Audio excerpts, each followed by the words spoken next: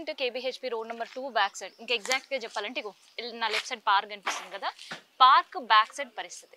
So ఇక్కడుండే residential అంతా కొంత రిలాక్సేషన్ కోసం, లేదంటే పిల్లల్ని తీసుకొని కాస్త ఈవినింగ్ టైమ్స్ లేదంటే మార్నింగ్ వాక్స్ కోసం ఆ పార్క్ కష్టపడి కోట్ల కేసులు గెలిచి దాదాపు 3.5 ఎకరాల తీసుకొని అండ్ వాళ్ళ సొంత ఫండ్స్తో అండ్ గవర్నమెంట్ హెల్ప్తో పార్క్ అనేది చేసుకున్నారు. కానీ ఇప్పుడు ఆ పార్క్ పరిస్థితి ఎట్లా ఉందో చూద్దాం. అండ్ పార్క్ కంటే ముందు ఇక్కడ చాలా మంది రెసిడెన్షియల్ మోర్ ఓవర్ మనకు కంప్లైంట్స్ చేసేది, మోర్ ఓవర్ వాళ్ళు స్ట్రగుల్ అయ్యేది ఏంటంటే, ఒక్క మాటలు చెప్పాలంటే నైట్ అయితే ఇది ఒక రెడ్ లైట్ ఏరియా లాగా మారుతుంది. సో మందు బాటిల్స్ అమ్మాయిలతో చాలా న్యూసెన్స్గా ఉంది అని అంటున్నారు. సో ఒక్కసారి ఆ పరిస్థితి మనం చూస్తే ఆ రోడ్ పైన కూడా మనకి స్టిల్ ఇంకా కనిపిస్తూనే ఉన్నాయి ఆ బాటిల్స్, సోడా బాటిల్స్ అండ్ దాంతోపాటు మందు బాటిల్. సో ఇక్కడ ఎవ్రీ కారు ముందు అదే పరిస్థితి. అసలు ఇక్కడ కార్ పార్క్ చేయాలంటే కూడా రెసిడెన్షియల్స్ భయపడే పరిస్థితి. ఆ కారు వాళ్ళు నైట్ టైం ఏదైనా ఎమర్జెన్సీ వస్తుంది అంటే ఎమర్జెన్సీ టైంలో కూడా కార్ తీయలేని పరిస్థితిలో చాలా మంది ఉన్నారు. సో ఇప్పుడు మనం చూస్తున్నాం కదా, అసలు దీనికోసం అసలు ఏం సొల్యూషన్ ఉందో అని కూడా వాళ్ళకి అర్థం కాని పరిస్థితులు ఉంటారనమాట. ఒకటి రోజు కాదు, 2 రోజులు లేదు కాదు, వీకెండ్స్ కాదు, అసలుకి వీళ్ళు ఏడైతే ఈ కాలనీ వాసులు ఈ రోడ్డు తొక్కాలంటే భయపడుతున్నారు. ఒక పక్క గంజాయి బ్యాచ్ కావచ్చు, ఇంకో పక్క మందు బ్యాచ్, ఇంకో పక్క కాల్ గర్ల్స్ థ్రెట్. సో 1, 2 కాదు, వీళ్ళ బాధలు వర్ణనాతీతం.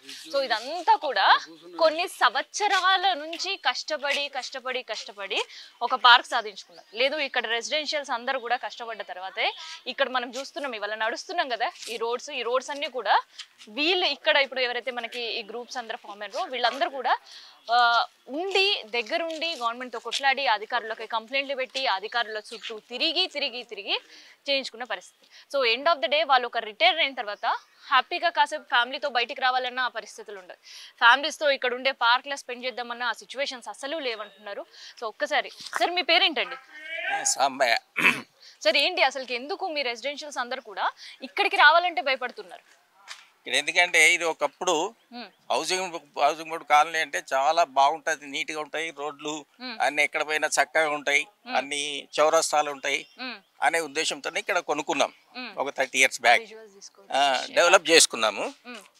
కానీ అప్పటి పరిస్థితుల్లో మీకు ఏవైతే ప్రైమరీ నీడ్స్ ఉంటాయో వాటర్ గురించి వాటి గురించి మాట్లాడినాం. తర్వాత ఈ రోడ్లు, డ్రైనేజ్ సిస్టమ్ ఇవన్నీ మంచి లెవెల్ అయినాయి. ఒక మంచి నీట్గా అయిపోయినప్పుడు 17 తర్వాత 14 to 17 వరకు రోడ్లన్నీ నీట్గా అయినాయి, సెంట్రల్ డ్రైనేజ్ వచ్చింది, వాటర్ లైన్స్ వచ్చినాయి, ఇవన్నీ బాగా అయినాయి. కానీ పొల్యూషన్ ఎక్కువైపోయింది. What kind of pollution? 2 types of pollution. ఎట్లా? స్లమ్ ఏరియా అయిపోయింది. మాలాంటి రిటైర్ అయిన వాళ్ళకు స్లమ్ ఏరియా లాగా అయిపోతుంది. ఎందుకొరకంటే డ్యూ టు దీస్ హాస్టల్స్ జనాభా పెరిగిపోయింది. ఒకప్పుడు ఇది ఏమనుకున్నాం మనము,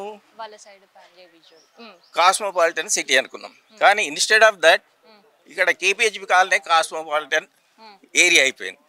ఎందుకొరకంటే due to number of hostels, దాదాపు ఒక 600-700 హాస్టల్స్ ఉన్నాయి. అక్కడ ఏ స్టేట్ నుంచి వస్తున్నారు, ఎక్కడికి వెళ్ళి వస్తున్నారు, ఏం చేస్తున్నారు అనేటువంటి వివరాలు ఏం నోట్ చేయరు వాళ్ళు. దాంతోపాటు ప్రపోర్షనేట్గా ఉన్నాయి. ఎట్లా అంటే ఒక half of the boys and half of the girls. ఇప్పుడు ఒక ఫర్ ఎగ్జాంపుల్ ఒకటి బాయ్స్ హాస్టల్ ఉంటుందంటే దాని ముందు గర్ల్స్ హాస్టల్ పెడుతున్నారు, వాళ్ళదే మెయింటెనెన్స్ వాళ్ళదే. ఈ విధమైనటువంటి పరిస్థితి పొల్యూట్ అయిపోతున్నాయండి పూర్తిగా. ఇక్కడ సాయంత్రం 6-7 అయిందంటే ఈ కార్ల పార్కింగ్ కనుక పూర్తిగా జంటలు, నాట్ ఓన్లీ జంటలు, ఈవెన్ ఆటోలో కూడా ఒక అమ్మాయి ఉంటుంది, 4 అబ్బాయిలు ఉంటారు. వాళ్ళ చేష్టలు వికృతంగా ఉంటాయి, చూడరాదు. కాబట్టి మేము ఈ లైన్ నడవడం పని చేసాం. అదొక పరిస్థితి. ఇక మా పిల్లలు అక్కడెక్కడ ఉన్న వాళ్ళందరూ ఇక్కడ ఎందుకుంటారు మీరు అనవసరంగా అంటే, మేము ఒక అసోసియేషన్ దాదాపు ఒక 20 ఏళ్ళ నుంచి కష్టపడి ఈ స్థాయికి తెచ్చినాం. పార్క్ సంపాదించినటువంటి వివరించాను అనుకుంటా. అయితే దీంట్లో నేను 10 years నుంచి ట్రెజరర్గా పనిచేస్తున్నాను. ఈ సాధక బాధకాలు ఎంతో అన్నీ తెలుసు మాకు. మొత్తం మీద అందమైనటువంటి పార్కు ఈ కాలనీ మొత్తంలో 15th phase వరకు మనదే మంచి పార్క్. ఇది ఏమైపోయింది, ఆనవాళ్ళం అయిపోయింది. మా కొరకు రిటైర్ అయిన వాళ్ళకు, ఓల్డ్ ఏజ్ వాళ్ళకు వచ్చి వాకింగ్ చేసి సెద తీర్చుకుందామంటే అదొకటి కష్టమైపోయింది. మొత్తం గేట్లు తీయగానే మొత్తం గర్ల్స్ బాయ్స్ జంటలు. మాకు తెలుసు కదా, మేము డిఫరెంట్ కైండ్స్ ఆఫ్ జాబ్స్ చేసిన వాళ్ళం. ఇక నేను హెడ్ మాస్టర్ చేసిన, ఎంతమంది పిల్లలు మా దగ్గర ఎదిగిపోయినచ్చు. అప్పటి డిసిప్లిన్కి ఇప్పటి డిసిప్లిన్కి లేదు. మరి ఒకప్పుడు ఒక అమ్మాయి అన్నదట ఇక్కడ, ఇది రెడ్ ఏరియా అయిపోయిందండి, మీరు దీని గురించి ఎందుకు పట్టించుకుంటారు? Red light area what does it mean? అది తర్వాత ఒకప్పుడు ఒక హాస్టల్ పెట్టడానికి వచ్చింది అమ్మాయి, వచ్చి మేము ఇది బాగా కమర్షియల్ ఏరియా అయింది, ఫస్ట్ రోడ్ టు ధనలక్ష్మి అంటారు తర్వాత ఇదంతా కమర్షియల్ ఏరియా కాబట్టి మేము హాస్టల్స్ పెట్టుకుంటాం అని ఒక ఆవిడ మాట్లాడింది. అప్పుడు మా ఇంటి పక్కన పెట్టడానికి ఉంటే ఆర్టీ పెట్టనీయలే, అదొకటి సక్సెస్ అయింది. దాన్ని బట్టి ఇంకిద్దరు ముగ్గురు ల్యాండ్లు ఆ విధంగానే ఉన్నాయి. ఇకపోతే కూర్చోడానికి లేదు, మీరు నిలబడడానికి లేదు. ఇప్పుడు కూర్చోవడానికి పార్క్లో వచ్చి కూర్చుంటాం. వచ్చినామంటే ఈవెన్ దే డోంట్ రెస్పెక్ట్ అస్. మేము దాదాపు అంతా వీళ్ళ సీనియర్స్ వచ్చి ఇక్కడ కూర్చుంటాం, కానీ మాకు రెస్పెక్ట్ లేవరు, కూర్చున్న జాల నుంచి లేవరు. వాళ్ళ చేష్టలు చూస్తుంటాం. ఇక్కడ ఒకరోజు ఏంటి కేక్స్ పట్టుకొని వచ్చి బర్త్డేలు చేసి అవన్నీ నిర్మూలించినాం. ఇప్పుడు మిడ్ నైట్ అక్కడ మా లైన్లో హాస్టల్స్ లేవు కదా, అది ఖాళీగా ఉంటుంది కదా, అక్కడ మిడ్ నైట్ వస్తారు ఒక 10-20 మంది. మిడ్ నైట్ వచ్చి కేక్ తీసుకొని వచ్చి కేక్ కట్ చేసి టపాకాయలు కాలుస్తారు. మధ్యరాత్రి మేము వెళ్ళుకోవాలి. ఈసారి 1 o'clock ఇక అంత గోల.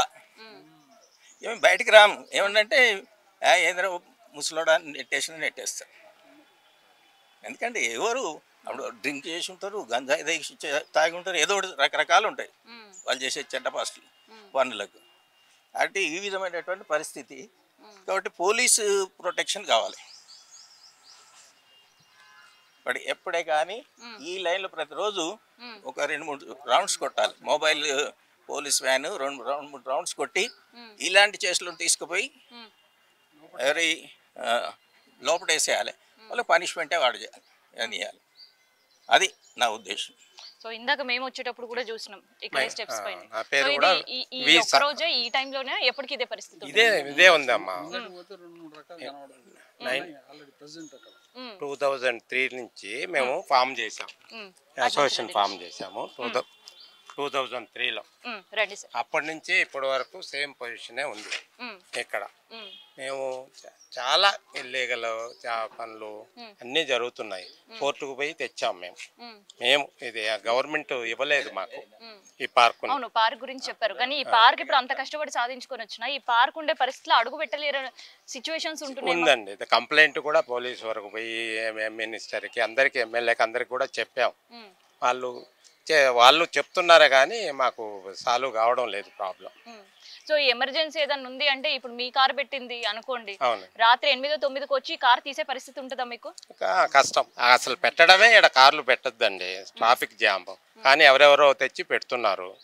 ఇంకా అదే అన్ని ఇంకా ఇల్లీగల్ గానే జరుగుతున్నాయి. అవి కూడా పెట్టేదానికి లేదండి ఇక్కడ కార్లు. ఎవరి వాళ్ళు ఇండ్ల దగ్గర పెట్టుకోవాలి. రోడ్డు మీద పెడితే మాకు ఆ న్యూసెన్స్ కూడా పార్క్కి ప్రాబ్లం ఉంది.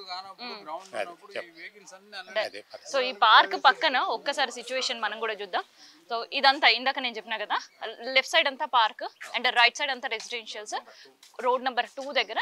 సో కొన్ని కార్నర్స్ ఏంటంటే కొన్ని గల్లీల నుంచి కార్నర్స్ దగ్గర నుంచే మనకి హాస్టల్స్ అనేవి స్టార్ట్ అయినాయి. సో హాస్టల్స్ అనేది ఎవరైనా రావచ్చు ఉండొచ్చు అని అంటున్నారు, కాకపోతే వాళ్ళు చేసే న్యూసెన్స్ రెసిడెన్షియల్స్ తట్టుకోలేని పరిస్థితికి వచ్చేసింది.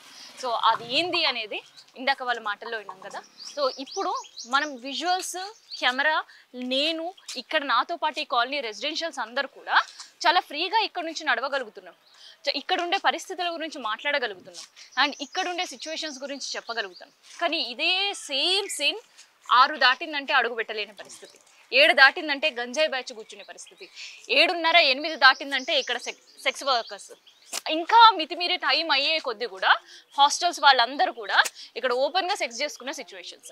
సో అదంతా కూడా రెసిడెన్షియల్స్ ఉంటారు. So residentials building back side అంతా కూడా ఇవన్నీ విండోస్ ఉంటాయి. సో ఎవరు కూడా విండోస్ ఓపెన్ చేయలేని పరిస్థితి ఉంటుంది, ఎందుకంటే ఒక రెసిడెన్షియల్స్ ఉన్నప్పుడు వాళ్ళ ఇంట్లో ఫ్యామిలీ మెంబర్స్ ఉంటారు, పిల్లలు ఉంటారు. సో వాళ్ళతో ఇబ్బంది పడి దాదాపు 100% రెసిడెన్షియల్స్ ఉండే దగ్గర ఇప్పటికే 60% ఖాళీ అయిపోయారు. ఎందుకంటే ఇట్లాంటి వికృత చేష్టలు చూడలేక పోలీస్ వాళ్ళకి కంప్లైంట్ ఇచ్చినా కూడా పెట్రోలింగ్ వెహికల్స్ ఒక వారం 2 వారాలు తిరిగిన తర్వాత ఇక్కడ అంతా క్లోజ్ అయిపోతుంది. కానీ షరా మామూలే 2 వారాల తర్వాత has same situations. So police వాళ్ళ చుట్టూ తిరిగి పెట్రోలింగ్ వెహికల్స్కి కాల్ చేసి ఇక్కడ ఉండే వాళ్ళకి మందలించే ప్రయత్నాలు చేస్తే గంజాయి బ్యాచ్ డ్రగ్స్ బ్యాచ్ కూర్చుంటుంది కాబట్టి వాళ్ళ ఆ టైంలో ఎవరి మీద వినలేని పరిస్థితి, వీళ్ళపైనే తిరుగుబాటు చేసే పరిస్థితి. సో అందుకని అది చేయలేక లేదంటే అధికారులకు మొరబెట్టుకొని వాళ్ళు పట్టించుకోలేక ఏకంగా ఇక్కడ నుంచి సొంత ఇల్లులు సొంత కష్టం మీద ఎన్నో సంవత్సరాలు కష్టం చేసి అప్పులు చేసి ఈఎంఐలు పెట్టి లోన్లు పెట్టి ఎండ్ ఆఫ్ ద డే ఆ ఇంట్లో వాళ్ళు ప్రశాంతంగా ఉందాము అనుకున్న రిటైర్డ్ ఎంప్లాయీస్కి వచ్చిన కష్టం ఇది. సో సొంత ఇల్లు పక్కన పెడితే ప్రశాంతత కరువై సొంత ఇల్లు వదిలిపెట్టి మళ్ళీ కిరాయి కొంపలకు పోయి అక్కడ కిరాయిలు కట్టుకొని అక్కడ ఉండే అడ్జస్ట్ అయ్యే పరిస్థితులు ఉంది. సో మరి ఈ సిచ్యువేషన్స్కి ఎప్పుడు ఫుల్ స్టాప్ పడుతుంది అనేది మనం కూడా చూద్దాం. సో ఇదనమాట కేబీహెచ్పి కాలనీలో ఇక్కడ వాళ్ళు పడుతున్న ఇబ్బందులకు సంబంధించిన ఇన్ఫర్మేషన్.